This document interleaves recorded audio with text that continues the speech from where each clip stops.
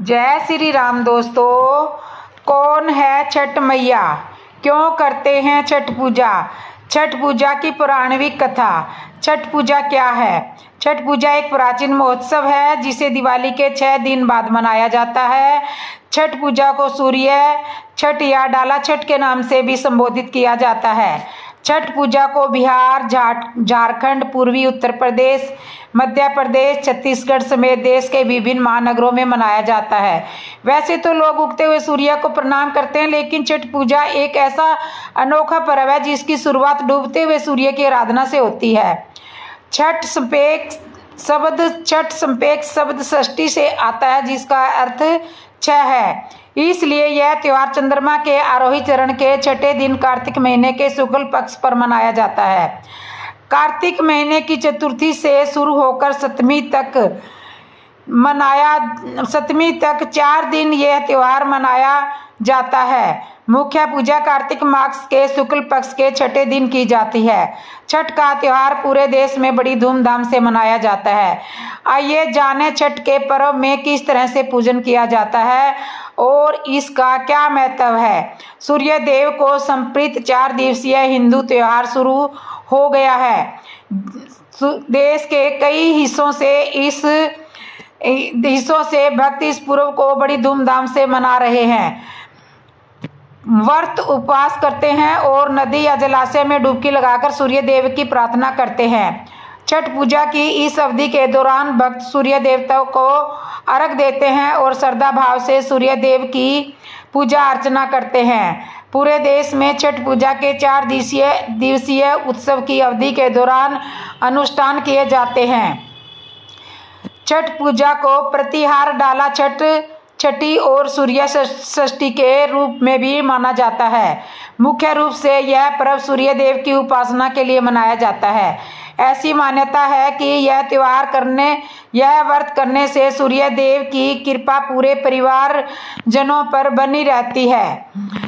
यह व्रत संतान के उज्जवल भविष्य की कामना करते हुए भी किया जाता है। आइए जानें इस पर्व को कैसे मनाया जाता है और छठ पूजा का क्या महत्व है। छठ पूजा की विधि क्या है? छठ पूजा से पहले निम्न सामग्री जुटा लें और फिर सूर्य देव को विधि विधान से अर्घ दें। बांस की 3 बड़ी टोकरी, बांस या पीतल के बने 3 सूप, थाली, दूध और गिलास, चावल, लाल सिंदूर, दीपक, नारियल, हल्दी, गन्ना, सुथनी, सब्जी और शकरकंदी, नाशपाती, बड़ा नींबू, शहद, पान, सुपारी, साबुत सुपारी, कराव, कपूर, चंदन और मिठाई। प्रसाद के रूप में ठेकुआ, मालपुड़ा, खीर पूड़ी, सूजी का हलवा, चावल के बने लड्डू लें।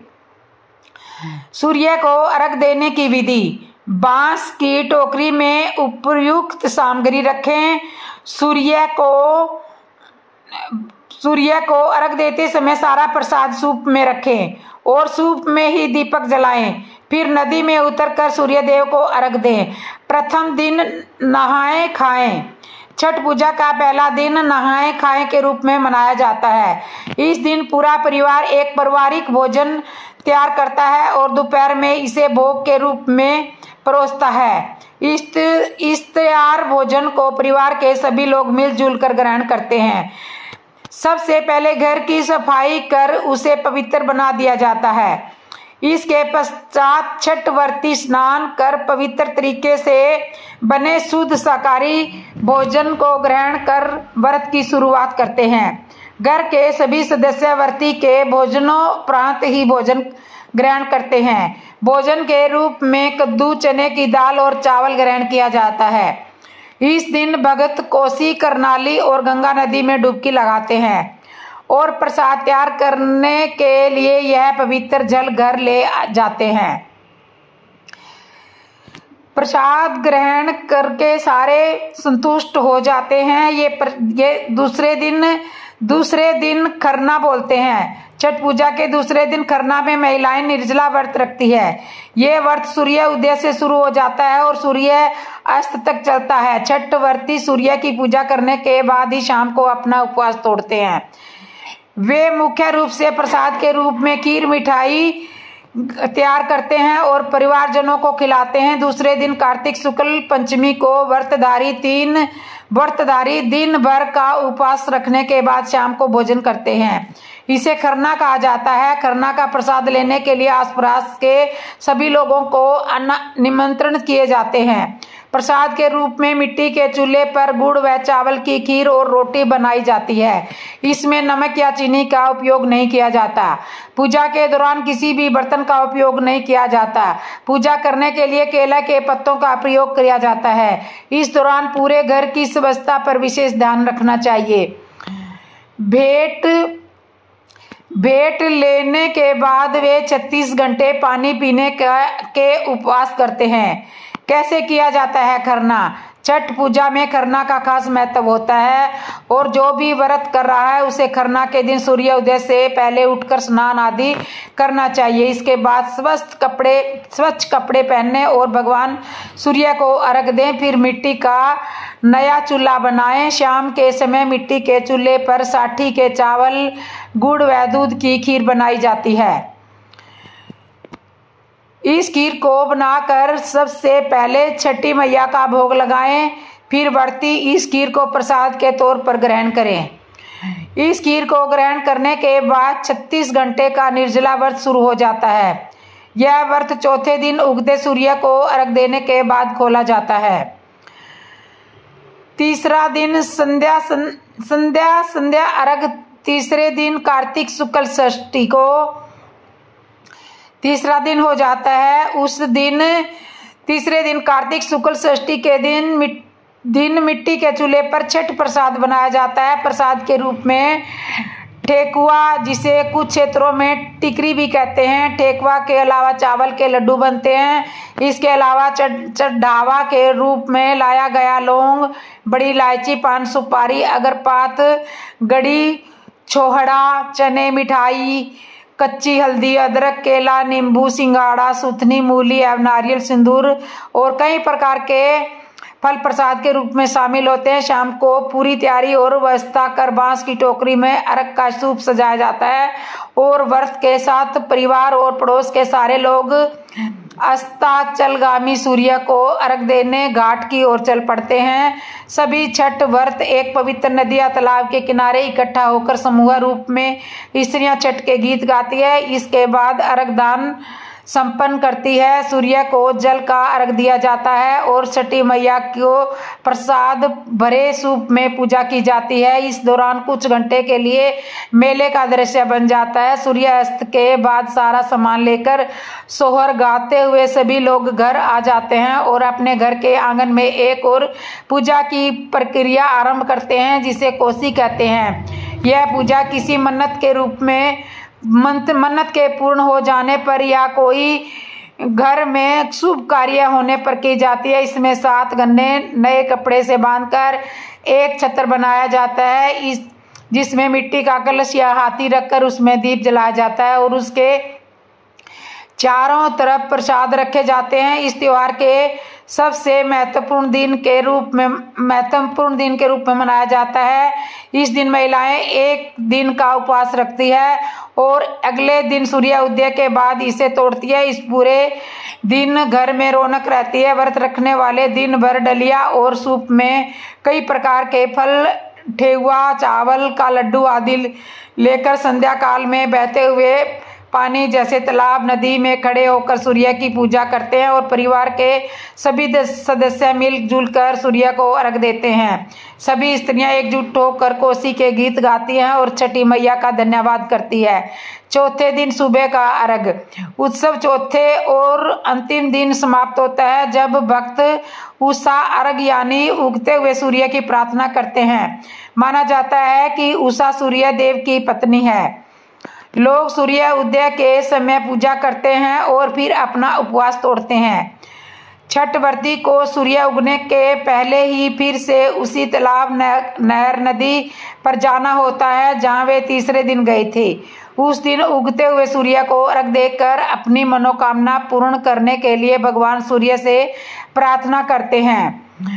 परिवार के अन्य सदस्य भी व्रती के साथ सूर्य देव को अर्घ देते हैं।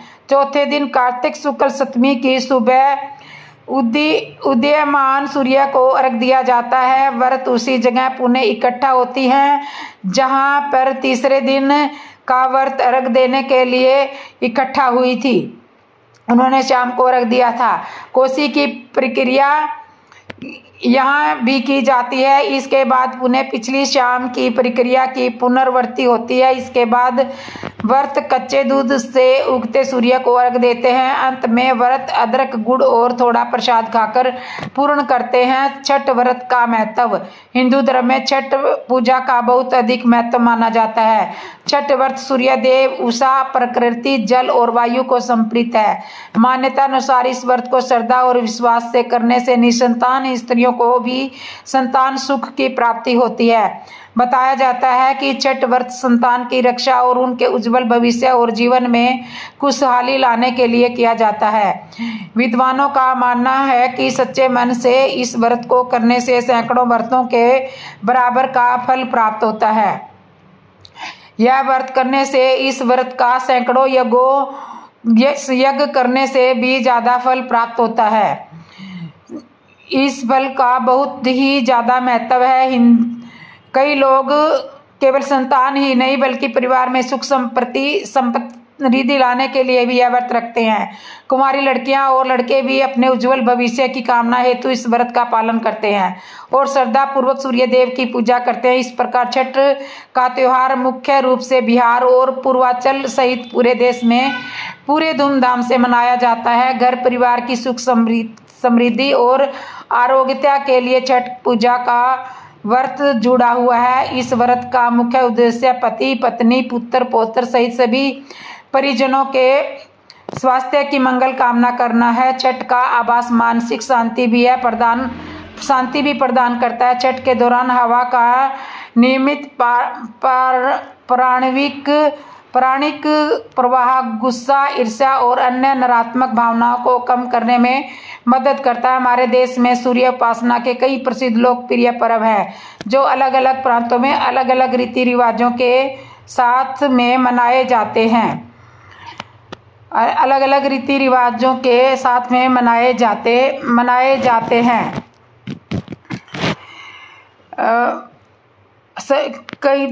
कई जगह पर अन्य विदेशी द्वीपों में भी भारतीय मूल के निवासी छठ पर्व को बड़ी आस्था और धूमधाम से मनाते हैं। यह उत्सव सूर्य के प्रति कृतज्ञता दर्शाने का दिन है। सूर्य हमारे जीवन का अभिन्न अंग है। हमारे अस्तित्व का आधार ही सूर्य है। इसमें सूरज को अर्घ देना यानी सूरज को देखना आवश्यक है और यह सिर्फ सुबह या शाम के वक्त किया जा सकता है।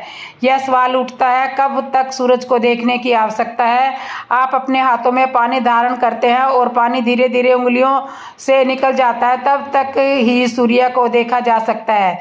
सूर्य को देखने से आपके शरीर को ऊर्जा प्राप्त होती है। इसलिए पूजा मुख्य रूप से सूर्य के प्रति आभार व्यक्त करने के लिए की जाती है।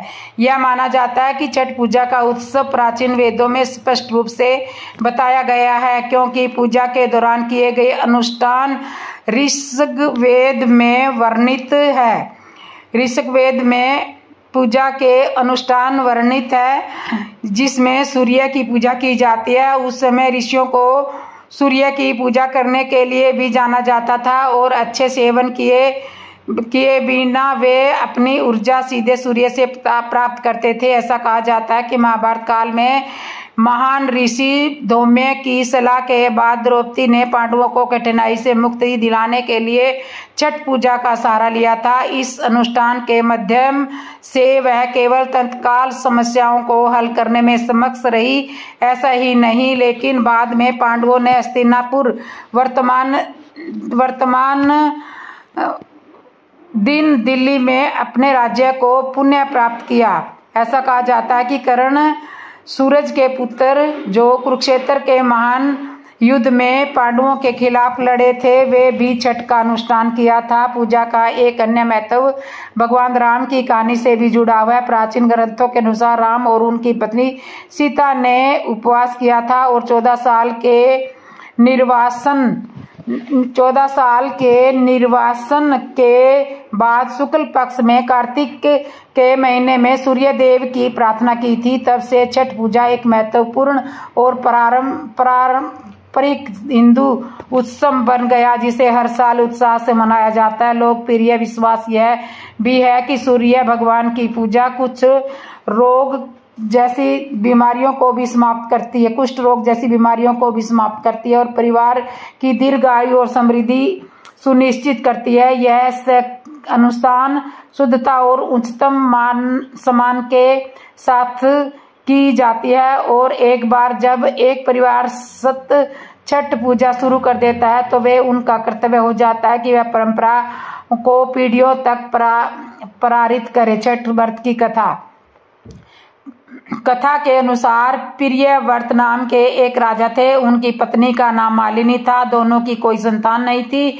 इस बात से राजा और उसकी पत्नी बहुत दुखी रहते थे। उन्होंने एक दिन संतान प्राप्ति की इच्छा से महर्षि कश्यप द्वारा पुत्रेष्टि यज्ञ करवाया। इस यज्ञ के फलस्वरूप रानी गर्भवती हो गई। 9 महीने बाद संतान सुख का प्राप्त करने का समय आया तो रानी को मरा हुआ पुत्र पैदा हुआ। इस बात का पता चलने पर राजा को बहुत दुख हुआ। संतान शोक में वह आत्महत्या का मन बना लिया। लेकिन जैसे ही राजा ने आत्महत्या करने की कोशिश की, उसके सामने एक सुंदर देवी प्रकट हुई। देवी ने राजा को कहा कि मैं षष्ठी देवी हूँ, मैं लोगों को पुत्र सौभाग्य प्रदान करती हूँ। इसके अलावा जो सच्चे भाव से मेरी पूजा करता है, मैं उसके सभी प्रकार के मनोरथ को पूर्ण करती हूँ। यदि तुम मेरी पूजा करोगे तो मैं तुम्हें पुत्र रत्न प्रदान करूंगी। देवी की बातों से प्रभावित होकर राजा ने उनकी आज्ञा का पालन किया। राजा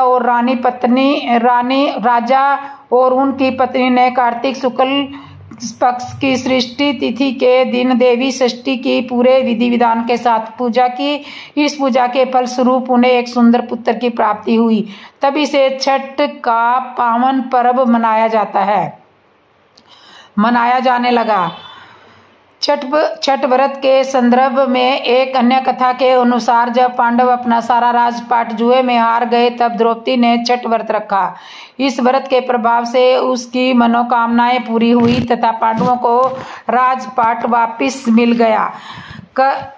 कर्ण थे सूर्य के महाउपासक। महाभारत के साक्ष्य बताते हैं कि सूर्य षष्ठी पूजन यानी छठ पूजा की शुरुआत सबसे पहले भगवान सूर्य के पुत्र कर्ण ने की थी। कर्ण न केवल सूर्य भगवान के पुत्र थे बल्कि वे परम सूर्य भक्त थे। महाभारत में बताया जाता है कि अपने राज्य अंग प्रदेश वर्तमान में बिहार का भागलपुर में वे घंटों तक जल में खड़े होकर सूर्य को अर्घ देते थे। कहते हैं कि सूर्य देव की कृपा से ही वे महान योद्धा और राजा बने थे। आज भी छठ महापर्व में भगवान दिन कर सूर्य की अर्घ देने की यही परंपरा प्रचलित है। द्रौपदी ने किया था सूर्य षष्ठी पूजन। एक और कथा के अनुसार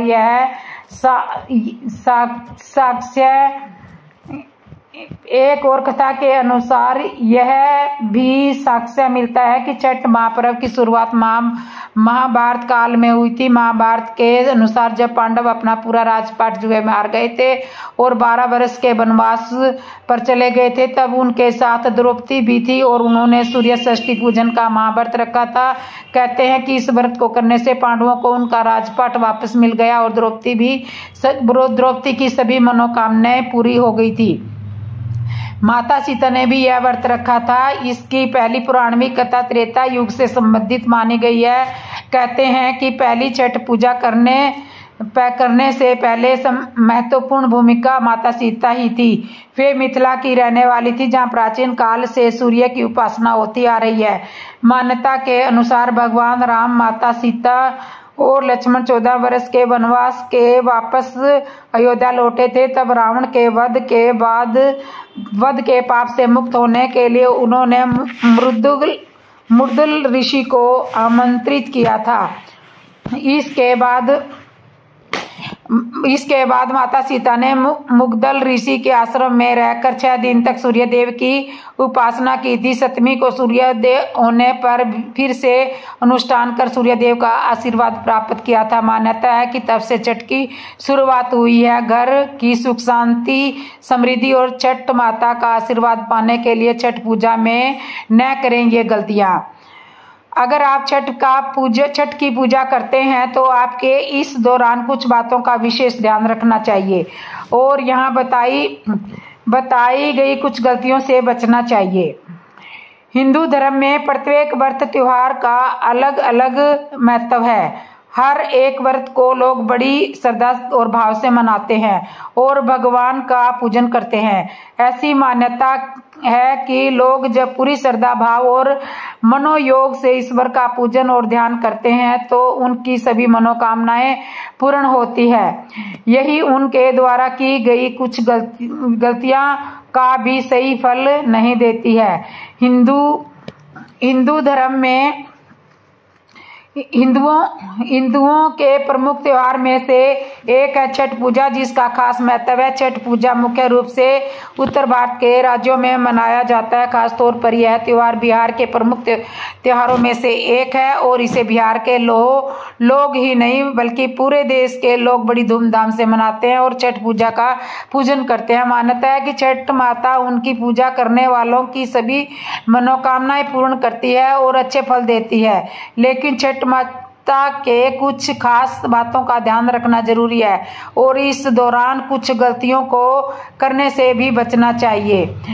तो घर को गंदा नहीं रखना चाहिए, घर को साफ सफाई रखनी चाहिए। वैसे भी जरूरी होता है, लेकिन मुख्य रूप से छठ पूजा के दौरान गंदगी रखने से आपको छठ पूजा का पूर्ण फल नहीं मिलता और मनोकामनाओं को पूर्ति भी नहीं मिलती। इसलिए जहां तक संभव हो इस दौरान घर की साफ सफाई का खास करके ध्यान रखें। घर की साफ सफाई रखने से ही छठ माता प्रसन्न होती है। जिससे छठ माता की कृपा दृष्टि बनी रहती है। तामसिक भोजन करना चाहिए। लोग छठ पूजा के दौरान भी तामसिक भोजन जैसे लहसुन प्याज और मांस मदिरा का सेवन करते हैं, जो घर के लिए अच्छा नहीं होता। यदि घर में कोई भी छठ पूजा करता हो तो किसी भी सदस्य को भूलकर तामसिक भोजन नहीं करना चाहिए। खासतौर पर इस 4 दिनों के त्योहार में मांस मदिरा के सेवन से बचना चाहिए। ऐसा न करने से छठ माता नाराज ऐसा न करने से छठ माता नाराज हो सकती है। बच्चों को पूजा से दूर रखें। छठ पूजा के दौरान साफ सफाई का जरूरी है, इसलिए बच्चों को पूजा की सामग्री छूने से बचाना चाहिए। छठ पूजा के दौरान बच्चों को दूर रखना ही बेहतर है, जिससे कोई अशुद्धता न हो और पूजा का पूर्ण फल मिल सके। कलह क्लेश से दूर रहें। छठ पूजा के दौरान कभी भी किसी भी प्रकार का लड़ाई झगड़ा और क्लेश नहीं करना चाहिए। ऐसी मान्यता है कि लड़ाई झगड़े और क्लेश से घर में अशांति फैलती है और छठ माता नाराज हो जाती है, जिससे घर की सुख संपत्ति दूर हो सकती है। इस दौरान व्रती को किसी भी तरह की नकारात्मकता से दूर रहना चाहिए और किसी की बुराई करने से भी बचना चाहिए। किसी से भी अपशब्द का इस्तेमाल करने से बचना चाहिए। चारपाई या बिस्तर पर न सोएं। छठ पूजा के दौरान मुख्य रूप से व्रती महिलाओं को बिस्तर पर सोने से बचना चाहिए। ऐसा माना जाता है कि पूरे 4 दिन जमीन पर सोने से छठ पूजा का पूर्ण फल मिलता है और घर की शांति बनी रहती है। घर व्रती के दौरान जमीन पर कपड़ा बिछाकर सोना अच्छा माना जाता है। किसी भी बर्तन से सूर्य को जल देना। आमतौर पर लोग सूरज को जल देते समय किसी भी बर्तन का इस्तेमाल करते हैं। ऐसा करना ठीक नहीं माना जाता है, क्योंकि किसी भी अशुद्ध बर्तन से सूर्य देव को अर्घ देना बहुत पाप हो जाता है। बहुत बर्तन से सूरज को जल देना छठ माता की कृपा दृष्टि नहीं प्राप्त होती। सूरज को जल देते समय पीतल, तांबे या स्टील के बर्तन का इस्तेमाल करें। वही इस दिन प्लास्टिक के बर्तनों का प्रयोग न करें। शुद्ध रूप से प्रसाद न बनाना। छठ पूजा का फल प्राप्त करने के लिए जब भी प्रसाद तैयार करें, इस बात का ध्यान रखें कि कभी भी झूठे या अशुद्ध तरीके से प्रसाद न बनाएं। प्रसाद बनाते समय पूर्ण शुद्धता का ध्यान रखें, सफाई का ध्यान रखें और सही फल प्राप्त नहीं, शुद्धता न रखने पर सही फल प्राप्त नहीं होते। छठ पूजा के दौरान यहाँ बताई इन सब गलतियों को करने से बचें। इससे छठ माता की कृपा मिलने के साथ साथ पूजा का पूर्ण फल भी मिल सके। तो वीडियो अगर आपको पसंद आई हो तो वीडियो को कमेंट में जरूर लिखें। जिसने भी मेरे चैनल को सब्सक्राइब नहीं किया, सब्सक्राइब करना, लाइक करना, कमेंट करना और बेल आइकन बटन तो जरूर दबा लेना। तो एक बार बोलो छठ मैया की जय।